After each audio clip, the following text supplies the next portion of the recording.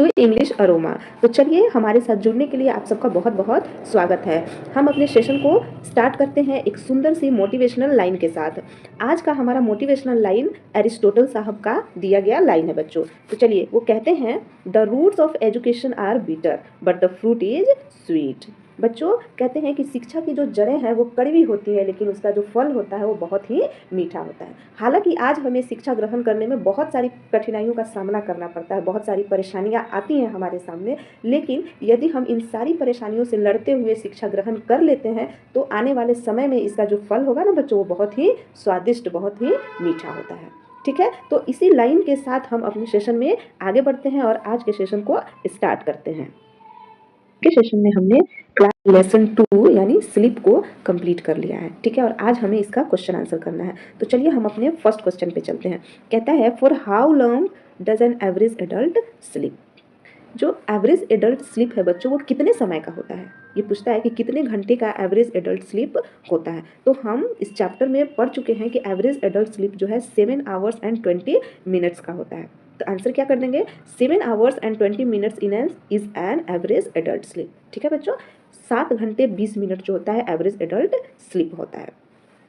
चलिए, what are the most common causes of sleep problems. कहता है कि स्लीप प्रॉब्लम्स का यानी नींद में आने वाली समस्याओं का सबसे कॉमन कारण क्या है, कौन कौन से वो कॉमन कारण है जिसकी वजह से हमें नींद नहीं आती है। तो चलिए हम देखते हैं। हाँ, the most common causes of sleep problems are worry and depression. बच्चों हमारे चैप्टर में बताया गया है कि वरी एंड डिप्रेशन जो है दो ऐसे कॉमन कॉजेज हैं जिसकी वजह से हमें नींद ना आने की बीमारी जो है हो जाती है, हमें नींद ना आने की समस्या से जूझना पड़ता है। ठीक है, नेक्स्ट क्वेश्चन है, tell some of the factors which affect sleep. बच्चों कहता है कि कुछ ऐसे फैक्टर्स को बताइए, ऐसी चीज़ों को बताइए, बातों को बताइए जो हमारे स्लीप को यानी नींद को प्रभावित करता है। Also add some new things which are not mention in the passage. और कहता है कि कुछ ऐसी चीज़ों को भी ऐड कीजिए जो हमारे चैप्टर में यानी लेसन में नहीं दिया गया है, लेकिन आपको पता है, उसे भी आप इसमें ऐड कीजिए। ठीक है, चलिए, तो कौन कौन सी चीज़ें हैं जो स्लीप प्रॉब्लम्स को क्रिएट करती हैं। हीट, हीट मीन्स होता है बच्चों गर्मी, कोल्ड मीन्स ठंडी, नॉइज मीन्स शोरगुल, है ना। हीट मीन्स गर्मी, कोल्ड मीन्स ठंडी, नॉइज मीन्स शोरगुल। आवर सराउंडिंग्स मीन्स होता है बच्चों हमारा आसपास का क्षेत्र। And light, all are the major factors which affect our sleep. कहता है कि जो हीट है, गर्मी है, ठंडी है, हमारा जो आसपास का वातावरण है, लाइट है, ये सारी मेजर फैक्टर्स हैं, मेजर चीज़ें हैं जो हमारे नींद को प्रभावित करती हैं। ठीक है, हम लाइट की वजह से नहीं सो पाते हैं, हीट की वजह से नहीं सो पाते हैं, है ना, और बहुत ज़्यादा ठंडी की वजह से नहीं सो पाते हैं, और हमारे आसपास में जो शोरगुल होता है, हमारा जो आसपास का वातावरण है, उसकी वजह से भी हमें कभी कभी नींद नहीं आती है बच्चों। चलिए हम आगे बढ़ते हैं। हमारा फोर्थ क्वेश्चन क्या कहता है, when do the bodily function get slow. कहता है कि हमारा जो बॉडीली फंक्शन है, मतलब हमारे बॉडी में होने वाली जो फंक्शंस हैं, प्रक्रियाएं हैं, वो कब धीमी पड़ जाती हैं, है ना। गेट स्लो इसका मतलब क्या हुआ, धीमा पड़ जाना। तो कब धीमी हो जाती है, सारा प्रोसेस जो है वो कब धीमा हो जाता है।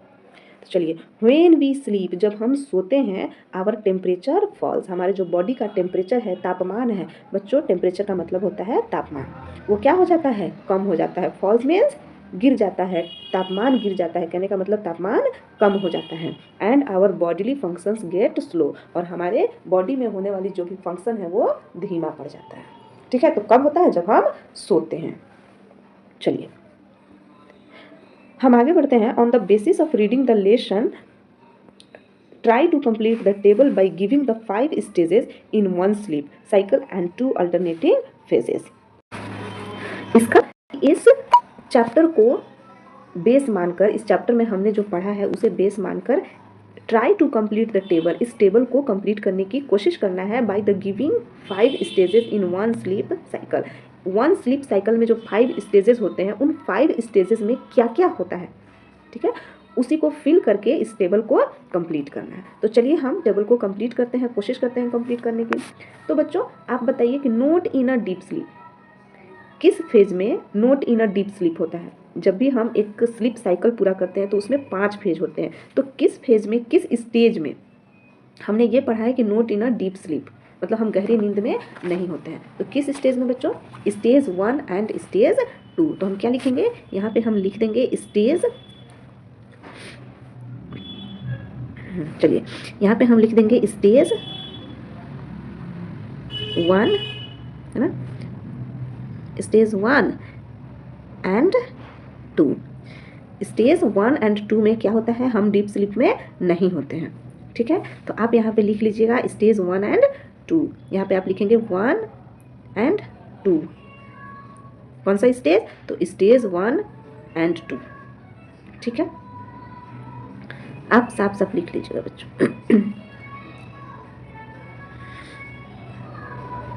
चलिए तो हाँ, तो किस स्टेज में हम note in a deep sleep होते हैं, मतलब गहरी नींद में नहीं होते हैं। तो यहाँ पे क्या हो जाएगा, यहाँ पे हो जाएगा, लिख लीजिएगा आप स्टेज 1 एंड 2। बच्चों जब हम स्टेज 1 एंड 2 में होते हैं तो गहरी नींद में नहीं होते हैं।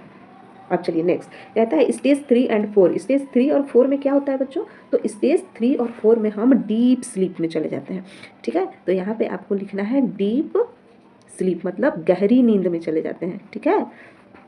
चलिए नेक्स्ट, अब कहता है योर ब्रेन इज एक्टिव।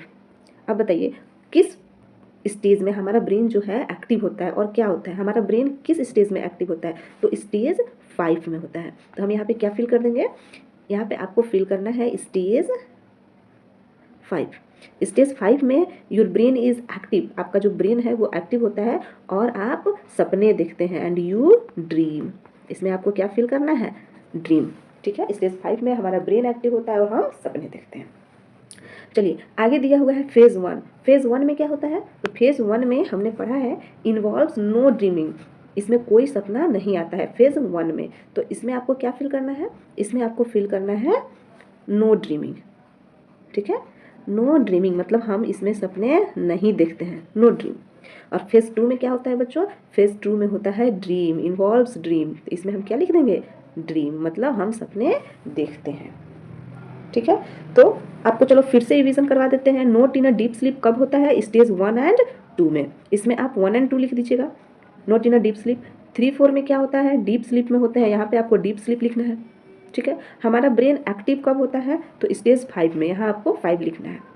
इसके बाद फेज 1 में नो ड्रीम, हम कोई सपने नहीं देखते। फेज 2 में ड्रीम, हम सपने देखते हैं, ठीक है। चलिए हम आगे बढ़ते हैं। इसके बाद है B.2.2 कहता है write the answer to each of the following question in about 50 words. लगभग 50 शब्दों में आपको क्वेश्चन का आंसर करना है। Do all adult require the same amount of sleep, कहता है कि क्या सभी एडल्ट जो हैं, सभी युवा जो हैं, वो बराबर मात्रा की नींद लेते हैं।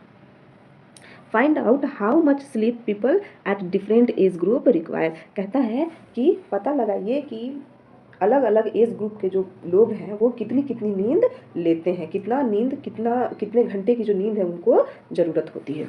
चलिए हम इसका आंसर कैसे करेंगे, नो नहीं, all adults do not require the same amount of sleep. नहीं, बिल्कुल भी ऐसा नहीं है कि सभी लोगों को बराबर मात्रा की नींद ज़रूरत होती है। एन एवरेज एडल्ट, जो एवरेज होता है वो मतलब एवरेज का मतलब होता है औसत, है ना। तो औसत जो युवा लोग हैं वो कितना नींद लेते हैं, तो वो 7 घंटा और 20 मिनट की नींद लेते हैं, 7 आवर्स एंड 20 मिनट, ठीक है। लेकिन some adults are happy with 5 hours, लेकिन उसमें से कुछ एडल्ट्स जो हैं वो 5 घंटे की नींद लेके भी सही रह लेते हैं, ठीक है। And some are happy with 10 hours और मोर, और कुछ जो होते हैं वो 10 घंटा या उससे अधिक नींद भी लेते हैं। Children take 10 to 11 hours of sleep each night, और जो बच्चे होते हैं ना वो 10 से 11 घंटे की नींद प्रत्येक रात को लेते हैं। आई बात समझ में। एडल्ट्स जो है, एवरेज एडल्ट 7 घंटे 20 मिनट की नींद लेते हैं, उसमें से कुछ जो हैं वो 5 घंटे की नींद लेकर भी सही रह लेते हैं, 5 घंटे की नींद लेकर भी सही से रह लेते हैं, और कुछ जो है 10 घंटे और उससे अधिक नींद भी लेते हैं। और बच्चे जो हैं, चिल्ड्रन जो है वो 10 घंटे से 11 घंटे के बीच की नींद वो प्रतिदिन लेते हैं, ठीक है। चलिए why does the author note favour sleeping pills, जो राइटर है वो स्लीपिंग पिल्स के फेवर में क्यों नहीं रहता है, मतलब उसका पक्षधर क्यों नहीं है। Pick out the line that shows that the author does not favour them, कहता है कि उस लाइन को चूज कीजिए इस कहानी से जो ये दिखाता है कि राइटर जो है वो स्लीपिंग पिल्स के फेवर में नहीं है, स्लीपिंग पिल्स का पक्षधर नहीं है, ठीक है।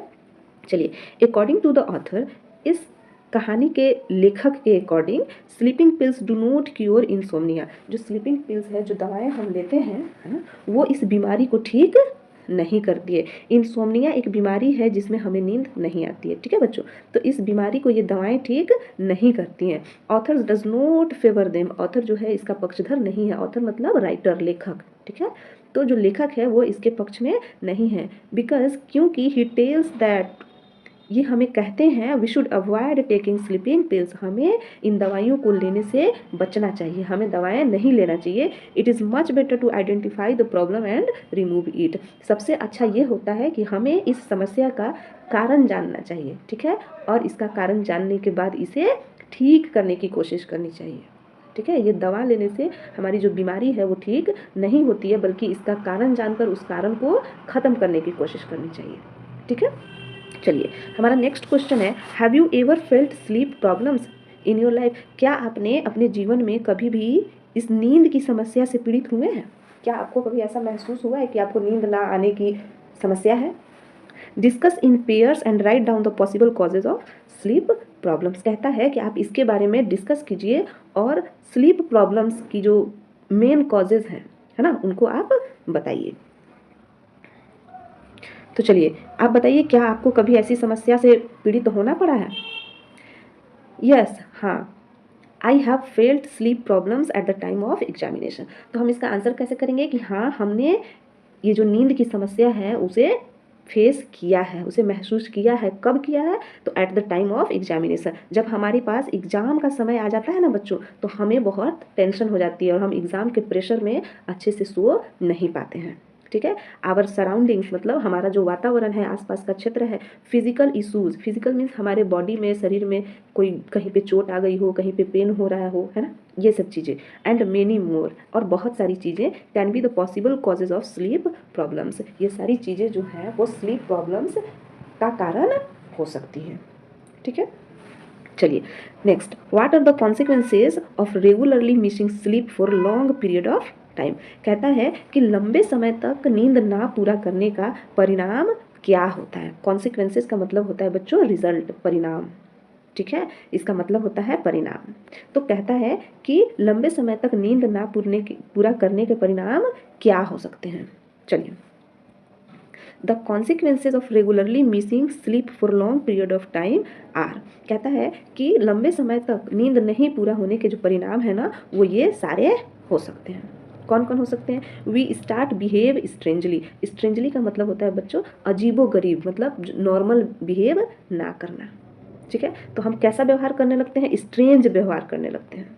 We lose our ability to concentrate, और हम जो है कॉन्सेंट्रेट करने की जो क्षमता है उसे खो देते हैं, ध्यान केंद्रित नहीं कर पाते हैं। आवर जजमेंट गेट्स इम्पेयर्ड, और हमारा जो निर्णय लेने का क्षमता है वो भी बाधित हो जाता है, ठीक है। तो ये सारी समस्या आती हैं जब हम अपनी नींद को सही से पूरा नहीं करते हैं।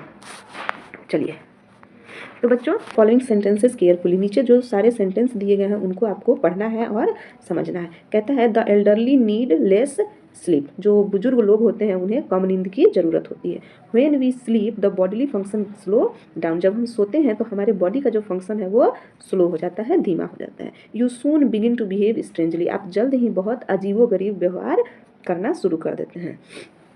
चलिए, हम समझते हैं कि इसमें हमको क्या समझाना चाहता है, ठीक है। कहता है इन द एबव सेंटेंसेस, ये जो सेंटेंस दिए गए हैं विथ एलवाई, है ना, have different functions to perform. बच्चों कहने का मतलब है कि ये जो एलवाई वाले जो वर्ड हैं, है ना, यहाँ भी एलवाई। चलिए, तो इसके बाद हमारे पास है वर्ड स्टडी, ठीक है, हमें इसे समझना है, इससे वर्ड बनाना है। There are 6 words connected with sleep. कहता है कि ये जो बॉक्स दिया गया है, इस बॉक्स में 6 वर्ड्स हैं जो कि स्लीप से कनेक्टेड है, मतलब स्लीप से रिलेटेड वर्ड्स हैं। Find them out from the grid and you may use the clues below. कहता है कि इसमें से, ये जो ग्रिड दिया गया है, इसमें से आपको वो सारे 6 वर्ड्स को ढूंढने हैं बच्चों। तो चलिए हम एक एक करके उन वर्ड्स को ढूंढते हैं, ठीक है। हाँ, तो बच्चों जब हम इस ग्रिड को सही से देखते हैं, समझते हैं, तो हमें पहला वर्ड क्या मिलता है? WORRY, यानी ये एक वर्ड बन गया। क्या बन गया? वरी। वरी मीन्स क्या होता है? चिंता, है ना। तो ये एक वर्ड बन गया वरी, ठीक है, पहला वर्ड हो गया। चलिए अब जब हम उसके आगे बढ़ते हैं तो हमारे पास और भी कुछ वर्ड्स हैं जिन्हें हमें ढूंढना है। ठीक है, तो चलिए यहाँ से एक वर्ड बनेगा आपका हाँ, डिरेंज्ड, है ना बच्चों, हमने बुक में पढ़ा है क्या, deranged, DERANGED, deranged. Deranged means अव्यवस्थित, उथल पुथल। ठीक है, उसके बाद एक और वर्ड आपको दिख रहा होगा यहाँ पे, ADDICT, एडिक्ट। एडिक्ट मीन्स क्या होता है बच्चों, आदत लग जाना किसी चीज़ की।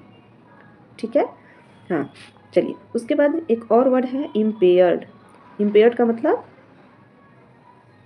चलिए मैं आपको बताई हूँ इस लेसन में पढ़ाते समय कि इम्पेयर्ड का मतलब क्या होता है। आपको इसका आंसर जो है कमेंट बॉक्स में लिखना है। और बच्चों ये आपकी आदत बहुत ही गलत है कि आप वीडियो देखते हैं लेकिन जो क्वेश्चन पूछा जाता है उसका आंसर आप कमेंट बॉक्स में नहीं करते हैं। तो आपको बिल्कुल ध्यान से इसका आंसर कमेंट बॉक्स में करना है।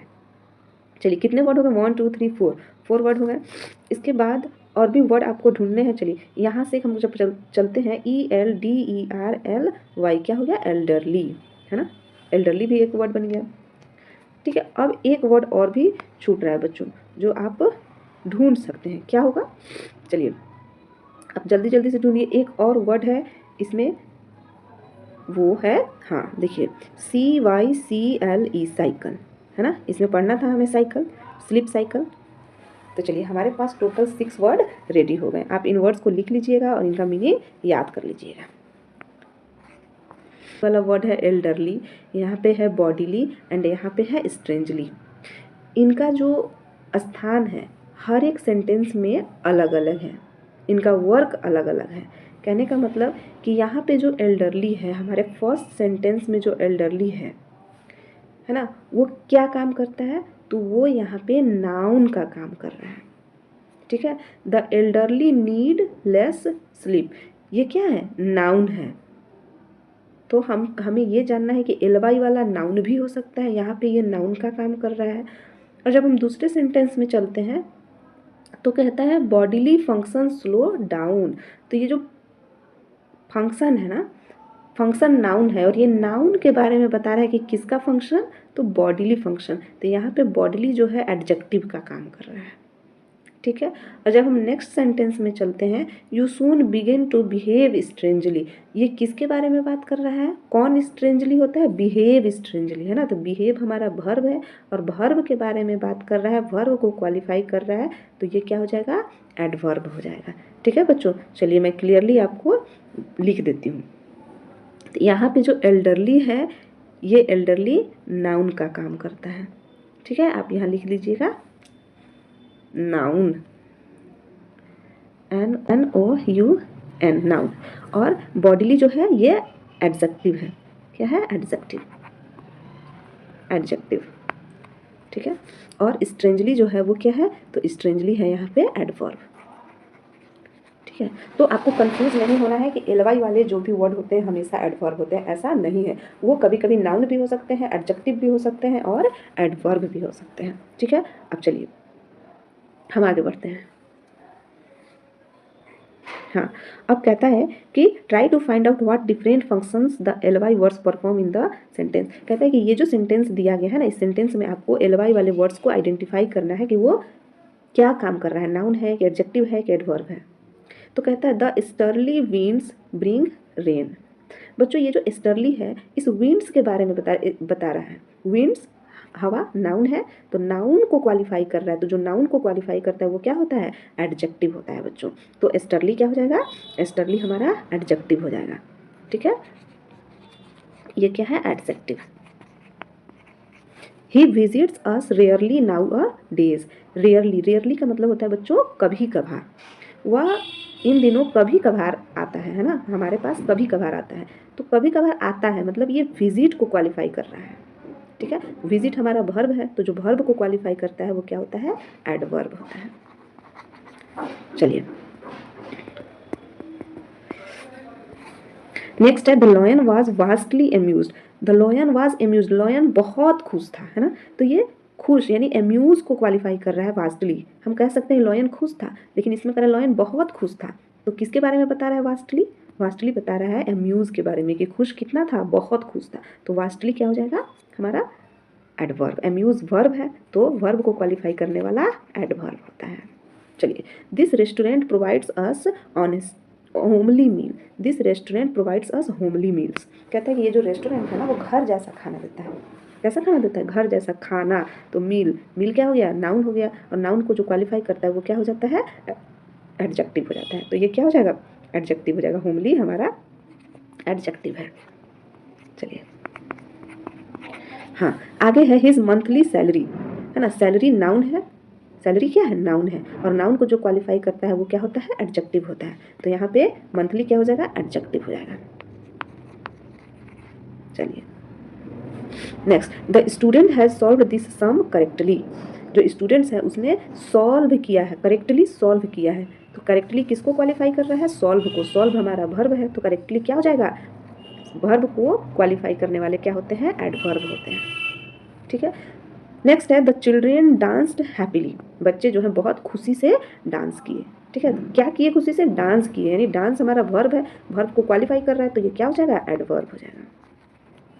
चलिए, he read the book thoroughly. Thoroughly क्या किया? रीड किया। तो रीड जो है वर्ब है, और वर्ब को क्वालिफाई कर रहा है थॉरोली, तो जो वर्ब को क्वालिफाई करता है वो क्या होता है? एडवर्ब होता है बच्चों। चलिए, तो बच्चों आज का सेशन बहुत ही लेंदी हो जाएगा अगर हम पूरे ग्रामर को सॉल्व करेंगे। तो बाकी का जो पोर्शन है वो हम कल करेंगे, और कल हमें क्या पढ़ना है? तो कल हमें क्लॉज पढ़ने हैं। ठीक है, हम कल क्लॉज को पढ़ेंगे और उसमें आइडेंटिफाई करने सीखेंगे कि सिंपल सेंटेंस कौन सा होता है, कंपाउंड सेंटेंस कौन सा होता है, और कॉम्प्लेक्स सेंटेंस कौन सा होता है। इन सारे सेंटेंस को आइडेंटिफाई करने से पहले हमें क्लॉज पढ़ना होगा। जब हमें क्लॉज समझ में आ जाएगा तो ये सारे सेंटेंस ईजिली आइडेंटिफाई कर लेंगे। तो चलिए, आज के लिए इतना ही। Thanks for watching this video. हमारे साथ जुड़ने के लिए आप सबका बहुत बहुत धन्यवाद। आप इसी तरह हमारे साथ जुड़े रहिए, आपको कुछ ना कुछ हमेशा सीखने को मिलता रहेगा।